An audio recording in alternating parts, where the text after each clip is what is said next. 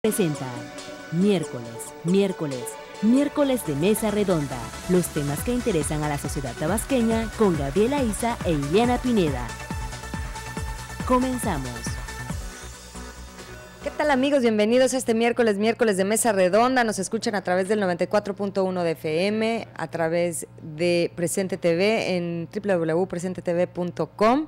Les recuerdo que pueden descargar la app de Diario Presente en sus celulares y ahí nos pueden ver completamente en vivo. Gracias por acompañarnos. Si se quieren poner en contacto con nosotros, lo pueden hacer a través de la línea de mensajes 99 31 77 78 04 o a través del Twitter y el Facebook en Fórmula Tabasco, en las dos redes, ahí nos encuentran. El tema de hoy es de los temas que más nos deben de doler y de sensibilizar como seres humanos. Hoy en día la infancia, los niños están en la situación más vulnerable posible que hemos visto en mucho tiempo. Tenemos que voltear a ver de qué manera los vamos a ayudar, de qué manera los vamos a proteger, de qué manera vamos a garantizar que tengan una vida plena, independientemente de que porque sean niños y hay que cuidarlos, también hay que pensar que van a ser los adultos de mañana. Entonces tenemos que empezar a sentar las bases y a poner las reglas claras. 25 de cada 100 niños que son maltratados únicamente son los que denuncian. Es lógico, ¿quién los va a llevar a denunciar? ¿La mamá o la madrastra que maltrata? ¿El padre o el padrastro que maltratan? En fin, vamos a platicar de todo eso hoy y lo vamos a analizar en este miércoles de Mesa Redonda. Y le doy la bienvenida a mi compañero Gabriela Isa. ¿Cómo estás? ¿A saludar? ¿Cómo crees, señor? ¿Cómo estás? Yo sí le recomiendo darle clic a Presente TV porque combina muy bien el color azul que traes con nuestras plecas y los colores de nuestra hemeroteca. A ver, switchenla tantito, mírate, ni siquiera te habías dado cuenta de qué guapaza te ves, mi querida Ile. Y pues te saludo con el gusto de siempre y el gusto de siempre saludar a todo nuestro auditorio, de poder compartir estos temas, pues que nos invitan a reflexionar, a analizar y que quien tenga que oír y quien tenga que definir también las políticas públicas, los esquemas, los programas y las estrategias, pues que pongan atención a este tipo de ejercicios que tienen esa finalidad, la de llegar a nuestro auditorio, pero también de llegar a quienes toman las decisiones en nuestro estado y en nuestro país, porque es un tema doloroso, es un tema importante. Y bueno, pues invitamos a Guadalupe Castro de la Procuraduría General de Justicia, que es uno de los primeros filtros que escucha este tipo de denuncias. También invitamos a Alejandra Arias de Aldea por los Niños, deben de estar por llegar, y a Jesús Manuel Argáez de los Santos. El doctor es el presidente de la Comisión Estatal de Derechos Humanos, y también en este lugar, Manuel, se registran las cifras, el contacto con quienes padecen este tipo de maltrato, de violencia. Bienvenido, Manuel. Gracias, Gabriel, Ileana, un gusto saludarles. Efectivamente, el azul rey es un color no, de veras que se te va muy bien. Gracias. Podemos implementarlo diario, ¿no? Diario me vengo de azul, uniforme ya, así de azulito. Tipo presente. Manuel, ¿cómo Gracias estás? a los dos. Muy bien, En esta saludándoles materia. con mucho afecto y además pues hablar de un tema tan importante. En cuanto a cifras, nosotros tenemos cifras que tienen que ver con la función que realizamos en cuanto a las quejas, las peticiones que se presentan por violaciones a derechos humanos por parte de servidores públicos. Pero también tengo algunas cifras aquí que nos da la Organización Mundial de la Salud, que estima que 40 millones de niños sufren violencia en el mundo, que en la región de las Américas y el Caribe la violencia se da en todas las formas, que la mayoría de los menores sometidos a castigos corporales se encuentran entre los 2 y los 7 años de edad. Imagínate tú, o sea, edades verdaderamente muy, pero muy, muy tempranas. Y las edades más afectadas comprenden entre los 3 y los 5 años de edad, o sea, niños muy, muy, muy pequeños.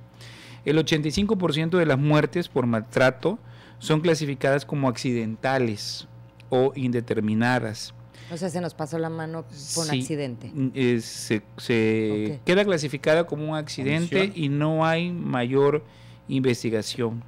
Por cada muerte se estiman 9 niños que quedan incapacitados de manera permanente y 71 niños con lesiones graves e innumerables víctimas de secuelas psicológicas. También la OMS reporta que todos los años 275 millones de niños y niñas en el mundo son víctimas de violencia dentro de sus hogares y unos 40 millones de menores de 15 años sufren violencia, abusos y abandonos, que en la escuela, en la familia, en la comunidad, en las calles, en situaciones de trabajo. Estas cifras también arrojan que en el censo del año 2010 en México residen alrededor de 32.5 millones de niños de 0 a 14 años, lo que representa el 29% de la población total, y que de 1 a 5 años, en 2010, 10.7 millones en esta edad están cursando la educación preescolar. Entonces, aquí vemos estas cifras de la Organización Mundial de la Salud, pues que son realmente impactantes con relación a la violencia infantil, al maltrato infantil. En cuanto a lo que es la Comisión Estatal de Derechos Humanos, nosotros tenemos de peticiones, de quejas que se presentaron en el año 2013, fueron 42. Y en lo que va de este año tenemos 49 quejas por violencia infantil. 42 quejas de 2013. ¿Y ahorita? 49 Se quejas. incrementó, Manuel. Se ha incrementado. ¿No se ha cerrado el año? No se ha cerrado el año. ¿Se incrementó o ya hay más gente que se acerca al organismo? Bueno, ¿Por qué? ha habido un incremento de manera generalizada hacia la Comisión Estatal de los Derechos Humanos en un 109% en lo que va del año, y que ha impactado en todos los rubros, no solo en violencia infantil, sino en cualquier otro tipo de violación en materia de derechos humanos. Bueno, le quiero dar la bienvenida a Lupita Castro. Buenas Ya tardes. llegó, te tocó un poquito de tráfico, ¿verdad? Corriendo venimos de la oficina. Ella es directora para la atención a víctimas vulnerables de la Procuraduría General de Justicia del Estado de Tabasco. Lupita, tú eres la encargada de esta área tan sensible, que es la que recibe a estos niños, que de alguna manera, que quiero que me platiques, ¿cómo llegan con ustedes? ¿No? ¿Quién los lleva? Bueno, en el caso nuestro, como tú bien comentabas, la Dirección para la Atención a Víctimas Vulnerables, dependiente de la Procuraduría General de Justicia, precisamente tiene ese objetivo principal, que es salvaguardar la atención a niñas, niños, mujeres, adultos mayores, personas incapaces. Hasta tu micrófono, Ay, te sí, vas gracias. para el centro, por favor. Y en este caso, ¿verdad? Como tú mencionas, muchas veces nosotros las denuncias o nos llegan directamente los padres cuando no son estos los directos agresores, o los abuelos, o los tíos, denuncias de maestros, denuncias ciudadanas también recibimos. Cualquier ciudadano que tenga conocimiento de que una niña o un niño está siendo violentado en cualquiera de sus formas, puede incluso hacer la denuncia de forma anónima. De las escuelas igual nos llegan a veces casos referidos, allá se detectan casos y ya no los canalizan. A través de la Procuraduría de la Defensa del Menor y la Familia también ellos reciben denuncias anónimas o directas, y ellos igual nos hacen del conocimiento este tipo de hechos. ¿Y cómo fortaleces a un niño para poder enfrentar este proceso sin que pase por un proceso que todavía le haga mucho más daño? Porque, a ver, aquí generalmente el abuso o están siendo violentados por gente cercana a ellos, por gente que quieren, por gente de su familia. ¿Cómo lo puedes ayudar y fortalecer? Ok, como tú bien mencionas, la mayoría de los casos que tenemos son niños que son abusados dentro del mismo núcleo familiar. Entonces, cuando una niña o un niño llega con nosotros, trabajamos en estrecha coordinación con lo que es el CAMBIDIF. Entonces, muchas veces ya el niño, antes de pasar con nosotros, ya recibió algún tipo de contención o atención para efectos de que esté en condiciones de poder rendir su declaración. Cuando tenemos casos de niños muy pequeños, estamos ante todo tratando de privilegiar los derechos de las niñas y los niños, y de acuerdo al protocolo emitido por la Suprema Corte, en el cual precisamente recogiendo los principios de la Convención para la protección de los derechos de los niños, buscamos en la medida de lo posible no revictimizarlos. ¿Y esto cómo lo hemos venido logrando? Apoyando al niño incluso desde antes que vaya a declarar.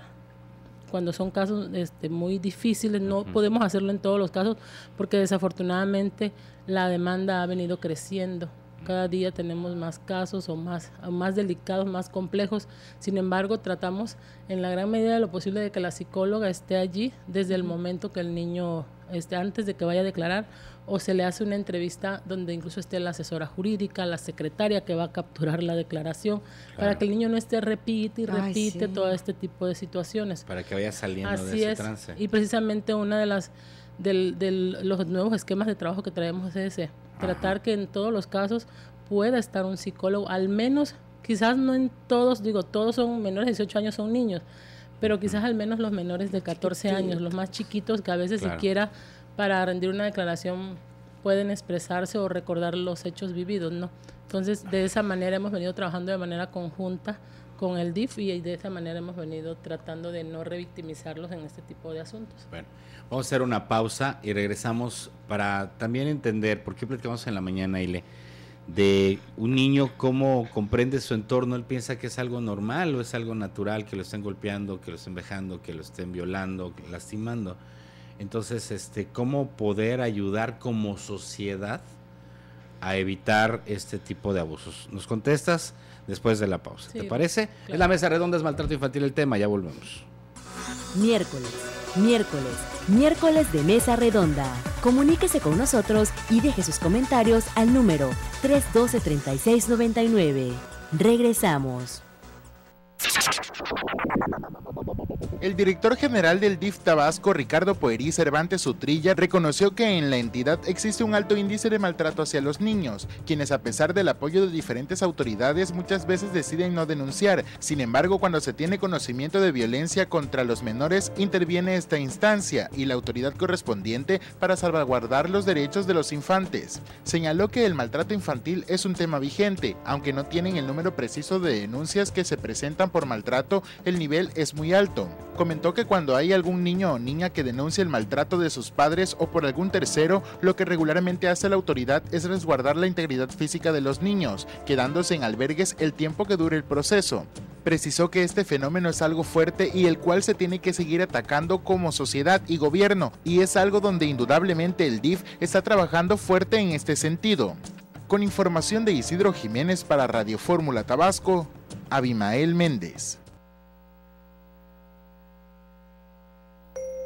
Tener a alguien que te apoye cuando lo necesitas te brinda confianza. Por eso, en Farmacias de Descuento Unión, nuestro compromiso es estar contigo cuidando de tu salud y economía. Donde quieras y cuando quieras, estamos cerca de ti con todas tus medicinas. Somos Unión, tu farmacia.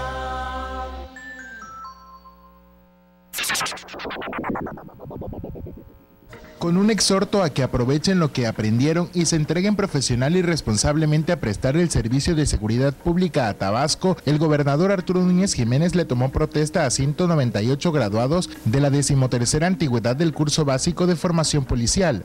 Ante el titular de la Secretaría de Seguridad Pública, Audomaro Martínez Zapata, el jefe del Ejecutivo resaltó a los nuevos policías que junto con los elementos que ya forman parte de la dependencia estatal, deberán trabajar para devolver la tranquilidad que Tabasco merece. Para ello dijo que además de contar con personal capacitado y equipamiento de tecnología de punta, también se deben desarrollar acciones para prevenir y evitar los delitos, atendiendo las causas que contribuyen a que éste se generalice, como son la desigualdad social, el desempleo, la marginación y la pobreza. Sé que en esta tarea vamos a contar con los integrantes de la 13ª antigüedad de la Academia de Policía y Tránsito. Sé que van a honrar el esfuerzo que la sociedad ha dado para capacitarlos, para darles la oportunidad de que les sirvan como integrantes de los cuerpos de seguridad pública, y van a honrar también la protesta que han rendido para velar por la vida y el patrimonio de los tabasqueños. Los felicito de nueva cuenta y deseo por ustedes y por Tabasco que tengan mucho éxito en su desempeño como policías. Núñez Jiménez sostuvo que para erradicar la patología delictiva es fundamental el apoyo de la sociedad a través de la denuncia ciudadana y para identificar a los delincuentes. Miércoles de mesa redonda. Síganos en Twitter, @Fórmula Tabasco. Continuamos. ya estamos de regreso en Vamos este a- miércoles de Mesa Dale, Redonda. ¿Por qué nos distraen de esta manera? Es que iba a regresar con la pregunta que habíamos dejado al aire. Le digo porque trae el azul marino de los Cuatro Desde hoy en Fantásticos. la mañana. licenciada. Bueno, a ver, vamos Vamos. con la pregunta que querías tú realizar. Esta parte de cómo trabajan, bueno, primeramente, cómo trabajan con estos niños, porque estamos hablando de maltrato infantil y vemos imágenes. Yo creo que a cualquiera le duele ver un video. Yo no sé por qué hay una tendencia en Facebook a subir videos de agresión a niños. No sé si se hace apología con esto, los expertos lo dirán.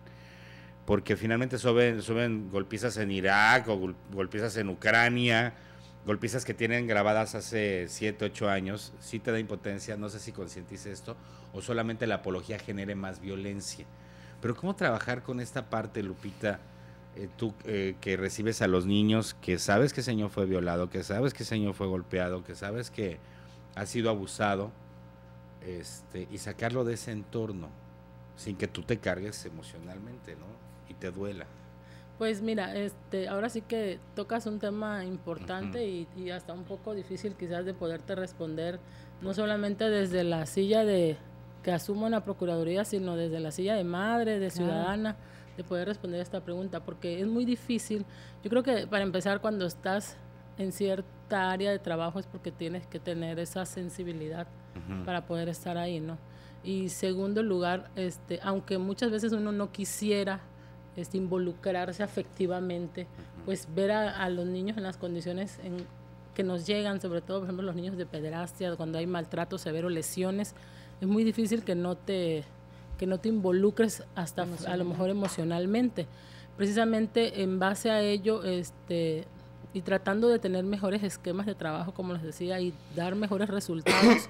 Justamente el día de ayer concluimos un taller de corporalidad, porque sí a mí me toca ver, así como yo me cargo, igual las secretarias, los ministerios públicos, las doctoras, las psicólogas. Entonces, el ver todo esto diario, a veces quieras que no, hasta te lo llevas a casa, o sea, tienes a tu hijo en casa y pensando en tal caso, en tal circunstancia, dices, no lo voy a dejar así porque no le vaya a pasar algo, aunque sabes que no estás en la misma circunstancia que aquella persona, porque en algo que sí quiero comentar y además haciendo un análisis hemos visto que la mayoría de casos son de niños o que viven únicamente con la mamá o que viven únicamente con el papá o que son separados o divorciados. La ¿Es donde mayoría. más se La acentúa? mayoría se acentúa en esos casos. O sea, esa mamá que es la única persona que está cuidando al niño es la que lo violenta. No ¿O lo propiamente ella, maltrata? sino que, por ejemplo, ya sea el padrastro, el tío, el primo, ellos están son doblemente vulnerables. ¿Por qué?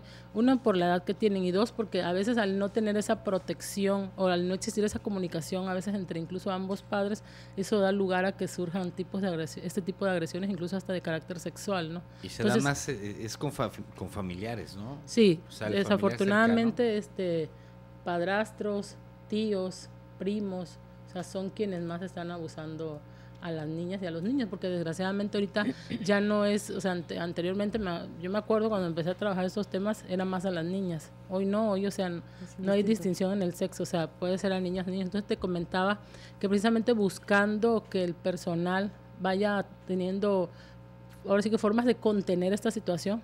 El día de ayer concluimos un taller de corporalidad que precisamente nos permitió sacar todo ese estrés que nos generan los casos. ¿Por qué? Porque si en una institución de por sí ya por el hecho de atender al público y la gente que llega a la Procuraduría pues ya llega con un problema, quien llega con un tipo de caso de este tipo es doblemente víctima, he dicho yo siempre. ¿Por qué?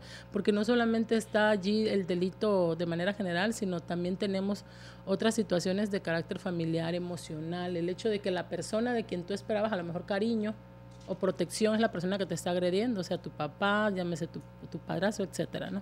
Entonces sí, en esa parte, pues, a través de psicoterapeutas empezamos a trabajar ya precisamente en esto. ¿Qué tendríamos que estar empezando a hacer ya en cuanto a políticas públicas, en cuanto a instituciones? Hoy en día los adultos le debemos demasiado a la infancia. Estamos hablando de niños migrantes, de niños en pornografía infantil, de niños en situación de trata, de bandas criminales que están acechando a los niños, explotación laboral, además de toda esta parte que estamos hablando del núcleo familiar. ¿Qué se tiene que empezar a hacer de manera urgente, Manuel, para revertir esta situación? Mira, como se está señalando, desde la propia casa empieza este tipo de violencia en contra de los niños y de las niñas. Me parece a mí que es importante tener muy claro a qué nos referimos con el maltrato infantil. Es fácil entender lo que es el maltrato físico, ¿verdad? Lo que son las lesiones, los golpes, los traumas físicos que se pueden inferir en un niño o en una niña, pero también es importante que tengamos claro a qué nos referimos con el maltrato psicológico o el maltrato emocional. Por ejemplo, cuando se ignora al niño, ¿verdad? Cuando al niño prácticamente se le trata como si no existiera, como si fuera invisible, ahí ya tenemos un maltrato también en contra de esta criatura, o también cuando hay rechazo en contra del niño, cuando se le aísla, este tipo de castigos que consisten en encerrarlo, en aislarlo, en comunicarlo, o no permitirle ver a las personas que estima, a los familiares, que eso también se da mucho, sobre todo, aquí Lupita debe de tener mucha información, en los padres que se están divorciando o que tienen problemas, las parejas, pues utilizan mucho a los niños como carne de cañón, utilizan este tipo de violencia donde no permiten que tengan contacto con la otra parte, ¿no? Con el papá o con la mamá o con la familia del papá o con la familia de la mamá. Entonces lo está aislando de su propia familia, de su propio medio, ¿no? También obviamente lo que tiene que ver con la agresión verbal, y la otra parte que se da mucho hoy en día también, la presión por parte de los padres, unas ciertas exigencias, ¿verdad?, para que puedan cumplir a veces con expectativas muy elevadas, ya sea académicas o deportivas, o que sea lo que el papá quería hacer y no fue, ¿no? Lo que la mamá quería hacer y no fue, etcétera, etcétera. Entonces, todo ese tipo de conductas psicológicas y emocionales, pues lesionan profundamente la autoestima y la identidad del niño que se está formando, que se está gestando, y eso es muy importante que como padres de familia lo tengamos en cuenta, porque se cae en estas actitudes, en este tipo de acciones, y se está vulnerando el sano desarrollo de las niñas y de los niños, ¿no? Entonces, desde la propia casa se comienza con este tipo de acciones que lesionan permanentemente a los niños. Entonces, empezar por casa. Empezar y como instituciones, ¿en dónde hay que empezar a trabajar de manera urgente para revertir esta situación? Para nosotros como Comisión Estatal tiene que ver con el número de quejas que recibimos, y los señalamientos están de manera concreta en contra de la Secretaría de Educación Pública en un primerísimo lugar, que finalmente viene a ser este escenario donde se refleja todo este claro, mundo de violencia, pues precisamente en la educación básica, ¿no?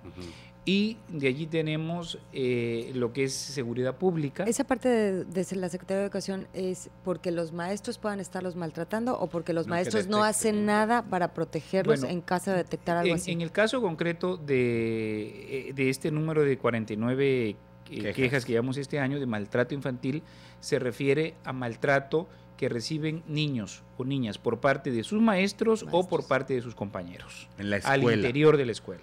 En la escuela.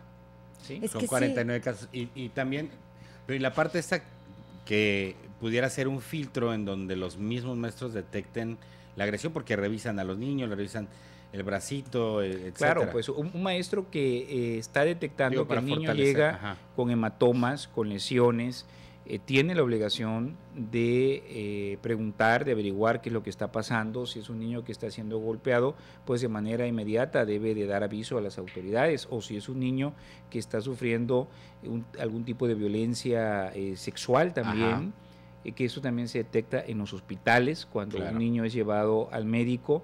Pues obviamente que aquí los médicos también tienen la obligación de denunciar este tipo de delitos. Ahora, nosotros, las tres autoridades que son señaladas son la Secretaría de Educación Pública, la Secretaría de Salud y Seguridad Pública. Es que es totalmente lógico que haya más quejas en contra de las escuelas porque los papás estén pendientes de sus hijos en caso de que sean lastimados o agredidos por alguien más. Claro.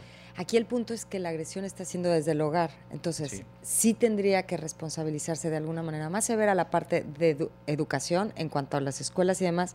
Pero tú, Lupita, me estabas platicando que están trabajando de alguna manera de la mano con el Hospital del Niño, porque ahí es donde se atienden los casos de niños. Sí, efectivamente, como comentaba el maestro Argáez, nosotros traemos una vinculación directa con el DIF y con el Hospital del Niño. Entonces, incluso anteriormente se trabajaba, hay una clínica de maltrato al menor, desde donde ellos detectan casos que pueden ser casos médico-legal. O sea, si un niño llega a lo mejor con una lesión, ¿no?, de lastimado el ojo, ¿no? Entonces, en ese momento la misma trabajadora social del hospital verifica si fue una situación de accidente o fue una cuestión inferida directamente por alguien o fue una omisión incluso de los padres, porque no solamente se trata de delitos de acción, sino también de omisión, ¿no? Entonces, en ese sentido, cuando se dan estos casos, ellos nos dan aviso a nosotros y de manera inmediata se inicia con la averiguación correspondiente y se investiga con respecto al caso que en ese momento nos están planteando. Sí. Pero y lo otro que comentábamos igual acerca de la Secretaría de Educación, venimos igual trabajando con ellos en temas que finalmente pueden resultar pues ahora sí que no benéficos para los menores de edad. En estos casos, cuando un maestro tiene conocimiento de que una niña, un niño está siendo desde su casa o desde su entorno familiar abusados, ya sea física, psicológica o sexualmente, tiene que dar aviso a la institución que corresponda, llámese nosotros como Procuraduría o incluso a lo que es el DIF.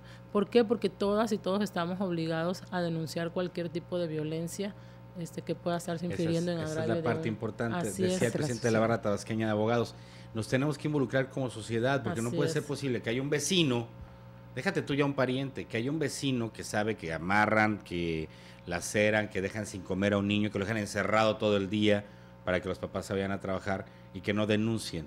Esa es la parte ciudadana en donde también estamos fallando. Vamos a hacer una pausa. Es la mesa redonda, la de los miércoles, la de Fórmula Tabasco, y regresamos con el tema del maltrato infantil. Miércoles de Mesa Redonda. Comuníquese con nosotros y deje sus comentarios al número 312-3699. Regresamos.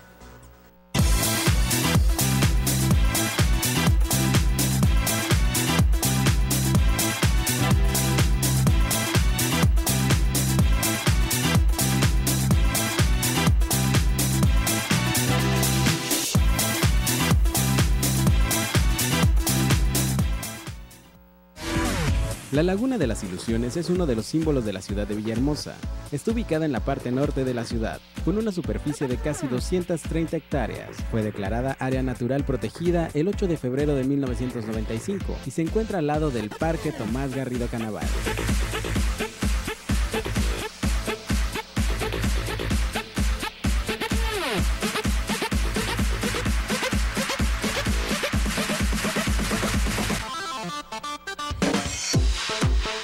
Este es uno de los parques más famosos y emblemáticos de la capital del estado. Se localiza en el cruce de las avenidas Paseo Tabasco y Adolfo Ruiz Cortines. Rodeado por dunas de tierra que aíslan el ruido de los automotores, este parque invita a la relajación y al disfrute de la vista de la laguna y la vegetación. Cuenta dentro de sus atractivos con un malecón peatonal que se encuentra a la orilla de la laguna, un mirador de 50 metros de alto llamado Mirador de las Águilas, que cuenta con 210 escalones y desde donde se obtiene una hermosa vista de la ciudad.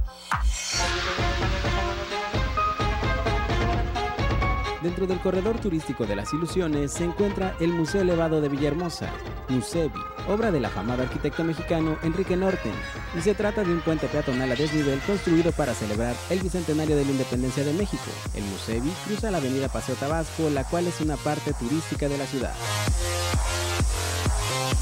El Musevi cuenta con 2 miradores localizados a ambos lados de la estructura metálica, desde donde se puede apreciar una hermosa vista de la Laguna de las Ilusiones. Por un lado, se puede observar la obra del arquitecto Ventura Marín Ascuaga, denominada por el mismo artista como La Mujer Ceiba, obra inaugurada en 1998. Tiene una altura de 8 metros. Esta escultura significa parte de un reclamo ecológico. Es por eso que esta obra ha sido seguramente la más controvertida en la historia de Tabasco.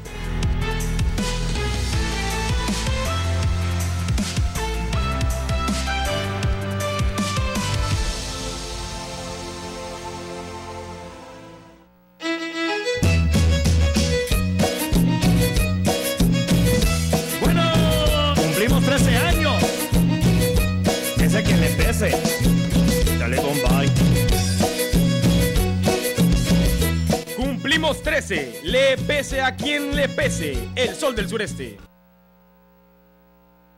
Cuando te sientes mal, no importa el lugar ni la hora, necesitas un remedio en ese momento. Y en Farmacias Unión lo sabemos, por eso estamos así de cerca con tus medicinas. Recuerda, si necesitas medicamentos, estamos siempre contigo. Somos Unión, tu farmacia.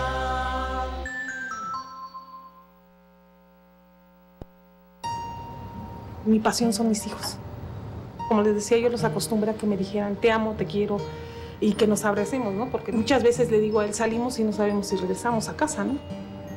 Si no fuera por esos 3 muchachitos, yo creo que no estuviera viva. A partir del VIH yo creo que fue más unión, como que tienen más hermandad.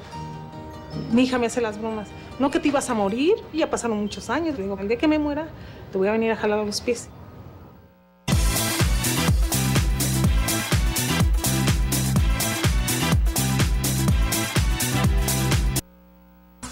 Miércoles de Mesa Redonda. Síganos en Twitter, @Fórmula Tabasco.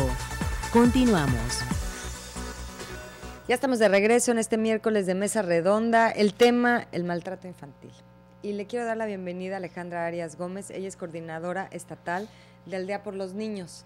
Se le hizo un poquito tarde porque le tocó un tráfico horrible. Ya saben cómo está el Puente La Pigua, pero ya está aquí con nosotros a punto de comenzar. Y bueno, ya escuchamos la parte de la autoridad, de la Procuraduría, que es la que recibe todas estas quejas, de la parte de derechos humanos, pero Alejandra trabaja en el campo. Ella está en contacto con lo que está pasando con los niños. Ale, ¿qué tienes que decirnos de este maltrato Así es, infantil? nosotros como abejitas, como bien mencionas, sobre todo este año nos ha tocado tener mucho mayor contacto con niños porque estamos implementando el programa Niños y Niños a la Escuela. Directamente trabajamos en los planteles educativos, en comunidades, en zona rural, urbana, y en efecto, pues para la percepción que tiene la organización civil como organismo ciudadano es que los índices de maltrato infantil crecen exponencialmente por diferentes circunstancias, y si bien a nivel institucional están realizando un trabajo que ha ido avanzando, hace falta el trabajo de detección y el trabajo de prevención, sobre todo de este tipo de delitos, y lamentablemente pues coincidimos con la estadística nacional aportada por UNICEF en el sentido de que el altísimo porcentaje de los agresores continúan siendo padres, madres de familia, parientes cercanos, y con la complicidad lamentable de la ciudadanía. Es algo en lo que se tiene que trabajar, porque en efecto encontramos casos de violencia infantil del conocimiento público, es decir, lo sabía el maestro, lo sabía el delegado, lo sabían los familiares del infante, lo sabían los vecinos y nadie denunciaba. Esto es lamentable porque el hogar se está constituyendo en el lugar más inseguro para la niñez.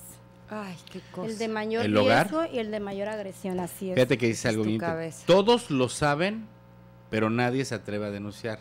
En efecto. No hay la cultura de poder ir a la Procuraduría, Derechos Humanos, incluso Aldea por los Niños, hombre, hasta un medio de comunicación, a cualquier lugar, hacerlo público y decir, en tal lugar hay una señora que amarra a su hijo con cadenas o lo deja sin comer o le pega.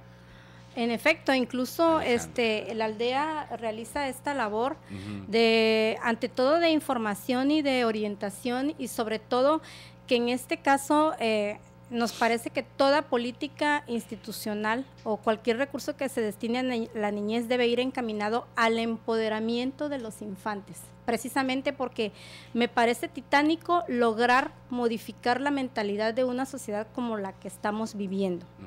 Una sociedad que ha quedado en deuda con la niñez. Luego entonces la alternativa más viable es destinar recursos tanto económicos como humanos, destinar sobre todo alianzas entre la sociedad civil y las instituciones para dotar a la niñez de herramientas que le permitan empoderarse en el ejercicio de sus derechos, y que estos infantes puedan denunciar, puedan enfrentar cualquier situación de violencia infantil. Es el camino más viable, educar a nuestros niños. Y luego también está el otro lado de la moneda con estos jóvenes empoderados que de repente tampoco los frenas por ningún que lado. hasta de broma te dice, ¿no? No, es mis derechos humanos. O sea, Ay, tiene que haber una balanza. Es un balance, parece- precisamente es el enfoque de una Pero mejor, educación integral y equilibrada, como bien mencionan ustedes.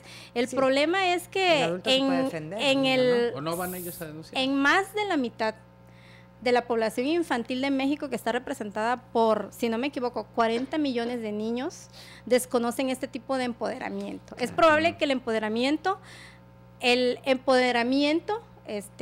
relativo derive de niños que tienen una mediana educación, pero los niños que viven en una situación de pobreza extrema o de alta marginalidad difícilmente se encuentran en una situación de empoderamiento para la defensa de sus derechos, sobre todo porque se encuentran cotidianamente en riesgo de ser vulnerados a nivel físico, emocional, a nivel psicológico.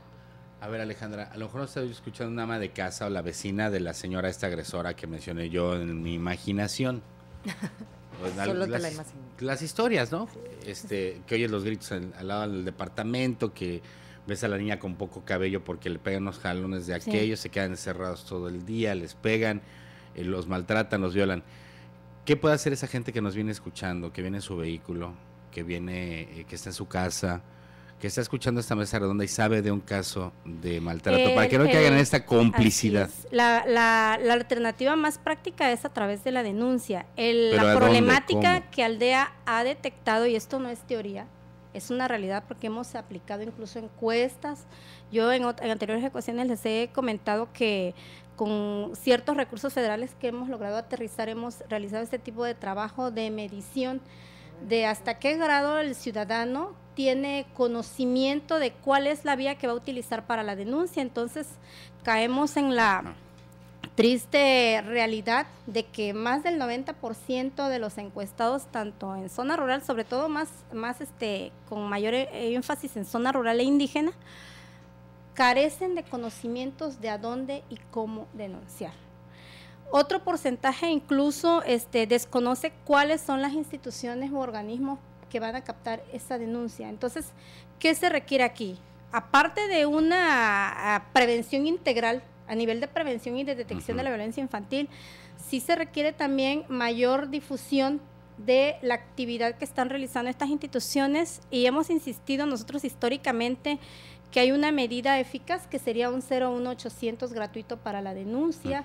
Y tal y como se difunden algunas otras obras institucionales, sería necesario ya, ante el alto índice de violencia infantil, colocar en cada comunidad, en cada ranchería, en cada villa, en cada zona suburbana, digamos, panorámicos con el número telefónico y la ubicación para la realización de la denuncia por violencia infantil. Nosotros podemos ir en este momento a una comunidad, preguntamos al delegado incluso, y va a desconocer a dónde canalizar una denuncia. Luego entonces el delegado no va a saber qué hacer y se va perpetuando la cadena de impunidad y de complicidad. Entonces sí se requieren muchas estrategias y políticas públicas en materia de prevención de la violencia infantil. De hecho, qué interesante. la misma ONU, la misma Red por los Derechos de la Infancia en México ha propuesto no solamente al presidente de la República, a la Cámara de Diputados, al Senado,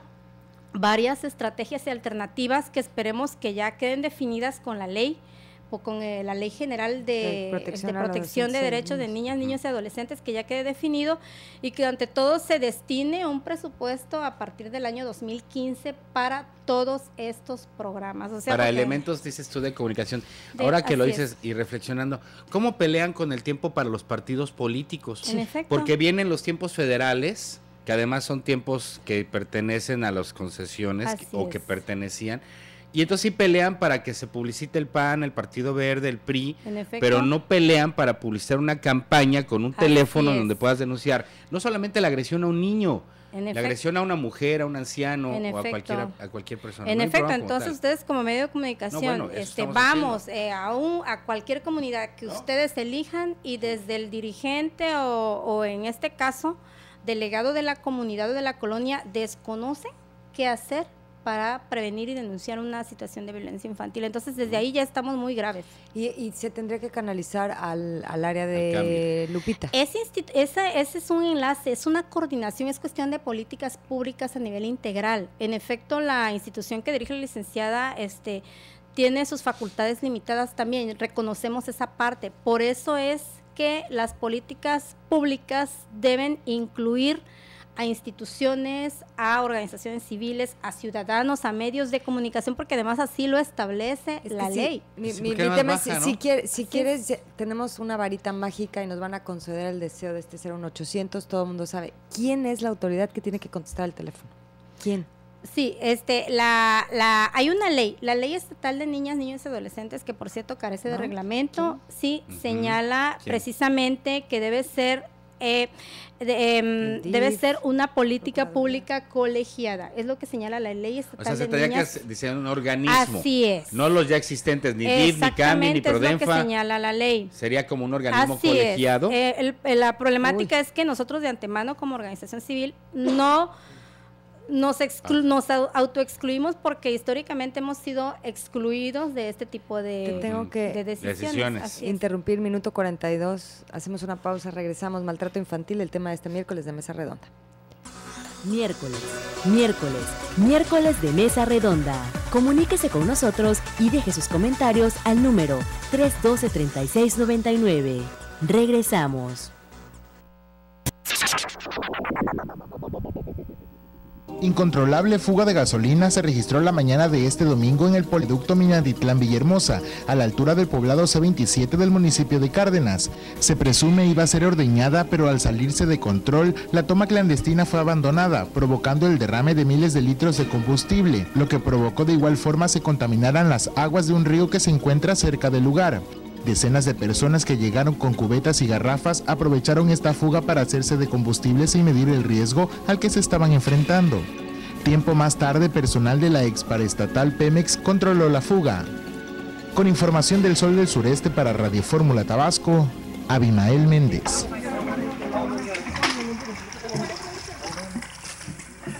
A ver, pasa a buscar. La otra, Nata. Pásame otra. Ya no, ya está bien a las dos.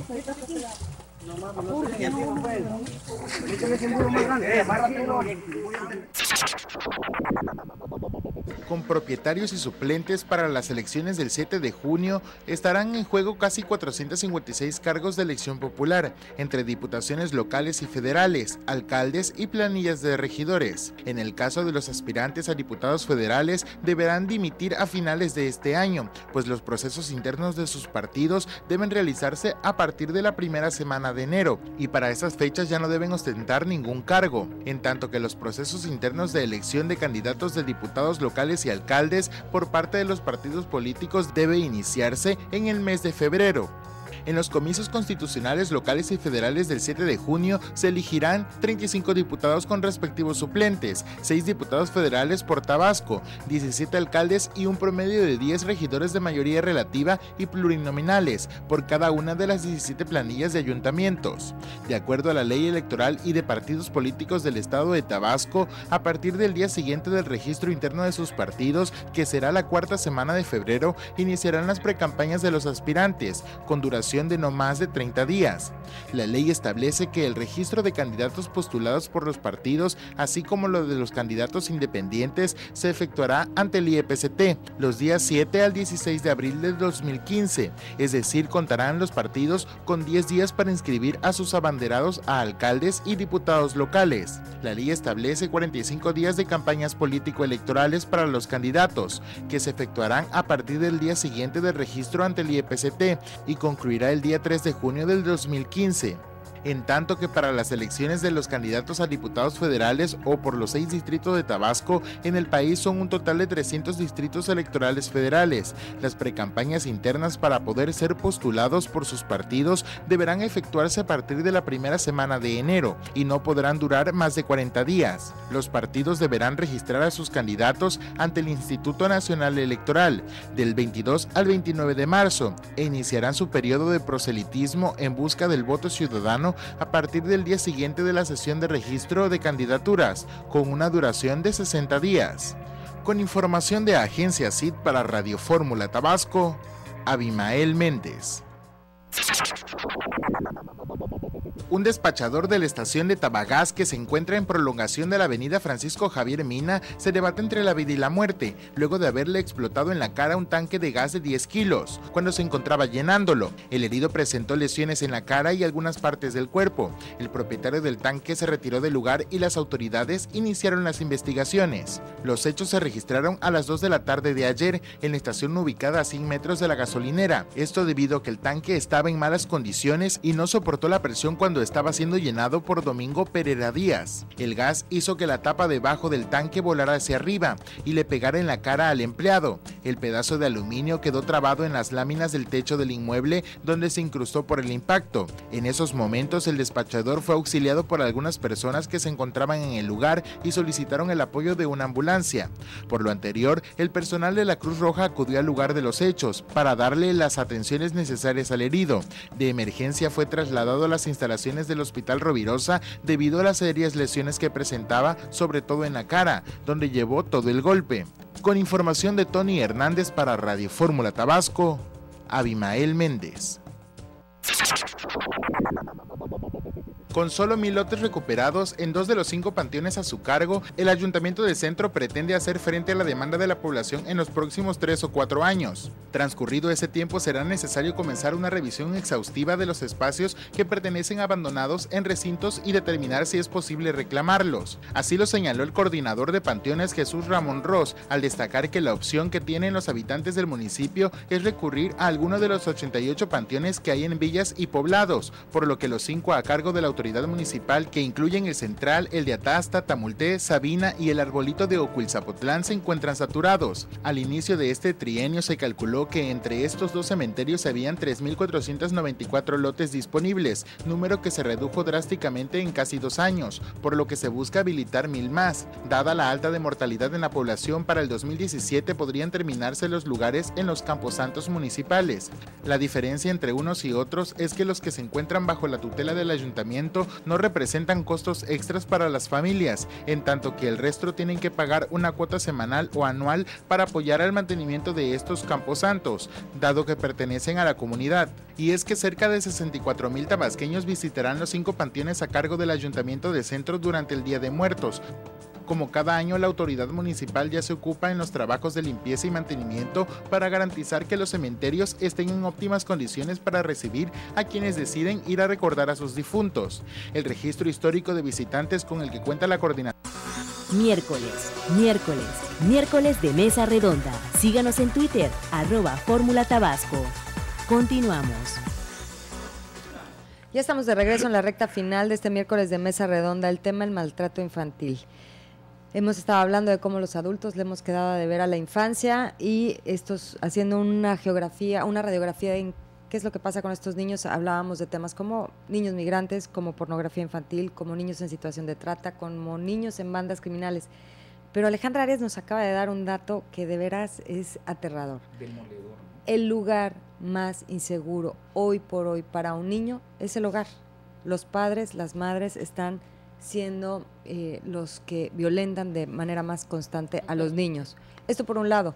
Y por otro lado, fuera del aire, porque luego las pláticas se ponen mejor fuera del aire, Manuel Argáez nos acaba de dar otro dato que es para pensar y para asustar, y es que en Tabasco, nada más en Tabasco, se registran 9,000 embarazos en niñas adolescentes, de los cuales terminan siendo 6,000 en partos.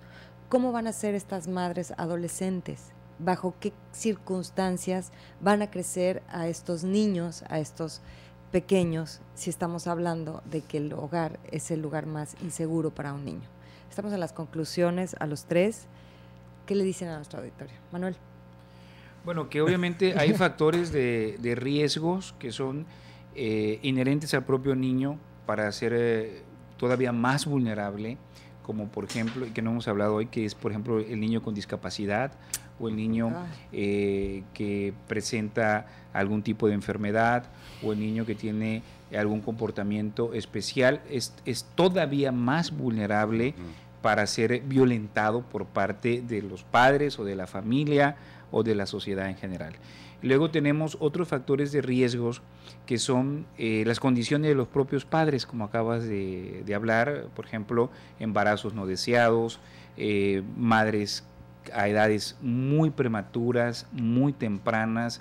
Hay registrada por parte de la Secretaría de Salud embarazos a los 9 años aquí en el estado de Tabasco. Entonces esto es verdaderamente inaudito, inadmisible completamente, porque qué responsabilidad, es una niña que está teniendo otra niña, cuidando a otra niña. Entonces no hay la madurez tampoco psicológica para hacerse cargo de un bebé. Y el otro aspecto, que es un factor de riesgo que tiene que ver con las condiciones sociales, con las condiciones legales. Es decir, tenemos un marco jurídico que se ha trabajado, que obviamente es perfectible, pero se sigue adoleciendo, sigue habiendo un talón de Aquiles en la investigación. Es decir, hablábamos sobre la denuncia, sí, pero una de las cuestiones que ahuyenta la denuncia también, no solo que no hay una cultura de denuncia, sino es la efectividad de la denuncia. No solo es quién contesta el teléfono, sino cuál va a ser el seguimiento para esa llamada, para esa denuncia, que realmente sea efectivo y que existan los mecanismos para poder proteger integralmente al niño. Entonces, bajo estas cuestiones, mucha gente tampoco denuncia porque hay ineficacia, y tenemos en lo que es la Procuración de Justicia un talón de Aquiles enorme en la investigación. Una investigación seria, objetiva, metodológica, investigadores profesionales que puedan determinar la responsabilidad objetiva y jurídica de quienes están agrediendo a los niños. Tenemos, como bien se ha dicho en esta mesa, una gran deuda que la vamos a pagar con sangre, con lágrimas, a un precio sumamente elevada como sociedad y como Estado, porque estamos maltratando a los niños, estamos lesionándolos profundamente en su identidad, en su desarrollo, y eso es lo más preciado que tenemos, es lo que más tenemos que cuidar, proteger y educar, y todos somos corresponsables. Desde que aventamos la basura por la ventanilla del carro, ya desde ahí está siendo ejemplo para los niños. Claro, entonces creo que es un tema sumamente importante, y dentro de las prioridades es a lo que mayor atención, presupuesto y esfuerzo como Estado y como sociedad deberíamos de tener. Nada puede ser más importante ni más valioso que la integridad de las niñas y de los niños. Gracias, Lupita, ¿cómo fortalecer esto que dice Manuel? Mira, ¿Qué están haciendo? Y si no están haciendo, ¿cómo podemos ayudar? Hemos hecho mucho en ese tema, porque desgraciadamente, como yo a veces digo, cuando llega a una institución, son herencias que traemos atrasadas. Okay, pero de que aquí venimos arrastrando. ¿Por qué? Porque no se trabajó en prevención, porque simplemente a veces el mismo personal que a veces con el que llegaste o el que tienes ahí no quiere caminar en lo que tú quieres hacer precisamente para privilegiar los derechos de las niñas y niños. ¿Qué hemos venido haciendo precisamente desde la Procuraduría? Trabajar de manera coordinada con otras instituciones, ya les decía, como el DIF, Secretaría de Salud, capacitar a nuestro personal, verificar, por supuesto, que el personal tenga el perfil adecuado, ¿sí? Y no, porque yo siempre he dicho, no solamente necesitamos que tengan buena actitud, sino también aptitudes, o ambas a la vez, ¿no? Entonces, nosotros lo que estamos haciendo precisamente es readecuando nuestros esquemas de trabajo de tal manera que cuando llega una ciudadana o un ciudadano a denunciar cualquier situación de violencia en agravio de un niño, esa denuncia tenga un resultado efectivo, ¿sí? Entonces, así es. Y precisamente para eso estamos cumpliendo, al menos en la medida de lo posible, porque también desgraciadamente, como ustedes mencionan, la violencia en agravio de los menores cada día es más. Entonces, tratando de hacer un trabajo efectivo y siguiendo protocolos que nos vayan delimitando el actuar precisamente para dar a nuestras niñas y nuestros niños la atención integral que requieran. Gracias. Entonces, cuando tenemos una niña que está en riesgo, inmediatamente damos vista al DIF para poder resguardarlos, asegurarlos, darle la atención que requieren. Gracias, Lupita. Que hay alguien como tú ahí. Alejandra, tu conclusión. Así es, bueno, que nosotros vamos a cerrar esta mesa de debates con cifras aterradoras, como ya han escuchado. México está liderando no solamente en problemáticas educativas, también está liderando en violencia infantil. México tiene 40 millones de niños, de los cuales el 52% vive en situación de extrema pobreza y por lo tanto niños que carecen del ejercicio de sus derechos. Tenemos un país en donde solamente el 1% del Producto Interno Bruto se destina a programas para la niñez, lo cual de entrada ya es grave, porque sin presupuesto, realmente no se puede avanzar mucho a pesar de los esfuerzos de organizaciones civiles.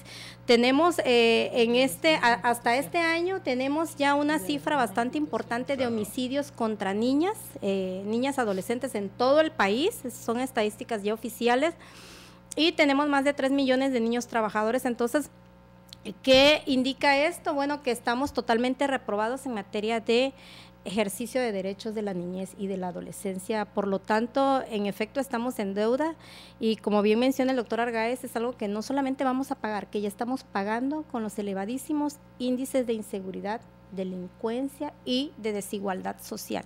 Y aquí no hay clase social que se excluya. Todos vamos a padecer y estamos padeciendo este hecho de no incluir a las niñas, niños y adolescentes como sujetos de sus propios derechos. Por supuesto. Y lo que nos decían, y eso es para que se pongan a pensar los que tienen que pensar, y si no, les ayudamos. El factor 1, educación sexual. Ya para los adolescentes, para evitar madres solteras que a la postre traigan hogares abandonados y niños vulnerables. ¿Sale? Factores de riesgo. Factores de riesgo. Gracias, Manuel, Lupita, Alejandra. ¿Qué hacemos, Su? Señor, me voy apachurradísima esta ¿Cómo mesa crees? redonda. Tenemos que Vamos a hacer más, pensar ¿no? todos, no, la sociedad, los medios de comunicación, tenemos que difundir, esto no puede estar pasando, no podemos ser cómplices de esta violencia y este maltrato que están sufriendo nuestros niños hoy en día. Gracias por habernos acompañado, y en este momento nos enlazamos a la Ciudad de México.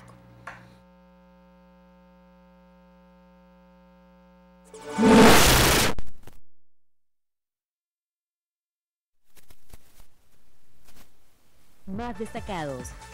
Gracias por su preferencia.